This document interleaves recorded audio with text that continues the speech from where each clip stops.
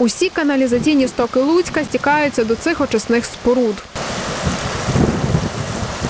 Збудували їх майже півстоліття тому. Усе, що сюди затікає, проходить декілька ступенів фільтрації. На виході має бути чиста вода. За останні півроку на очисних провели декілька ремонтів. Їх результатами директор водоканалу Віктор Гуменюк похвалився медійникам і влаштував міні-екскурсію. Перші зміни у повітродувній станції.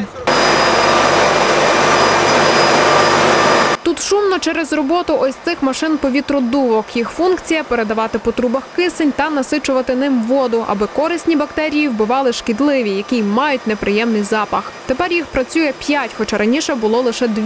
У водоканалі пояснюють, чим більше нагнітачів повітря, тим краще. Якщо буде працювати 2, воно значно суттєво погіршує якість стоків. Якщо працює 1, тоді вже дуже велика проблема, тобто один етап очистки він вилітає. Ще один важливий етап – відділити від води тверді частинки. У водоканалі нарікають, нині це непростий процес через неякісні хімічні засоби з фосфатами, які активно використовують лучани. Аби пришвидшити процес відділення, у воду додаватимуть спеціальну речовину – коагулянт. Встановлюємо коагулянт, встановлюємо дозуюче обладнання. Воно, принцип такий самий, тільки що на відкритому приміщенні.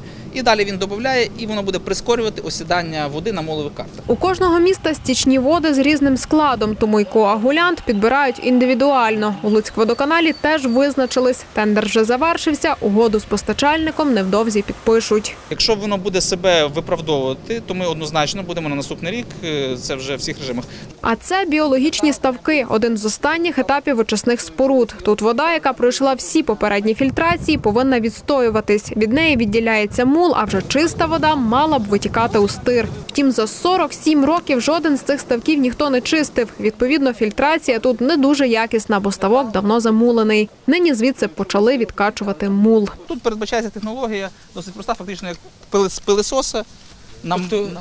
Відкачують мул зараз. Да. Та все це підготовка перед більш глобальними змінами. Вже незабаром водоканал має підписати договір з Європейським інвестиційним банком на 11 мільйонів євро кредиту. За ці гроші очисні повністю відремонтують. Сьогодні вже така ситуація, коли ми не можемо казати, що ще рік-два хай побуде, а там буде видно.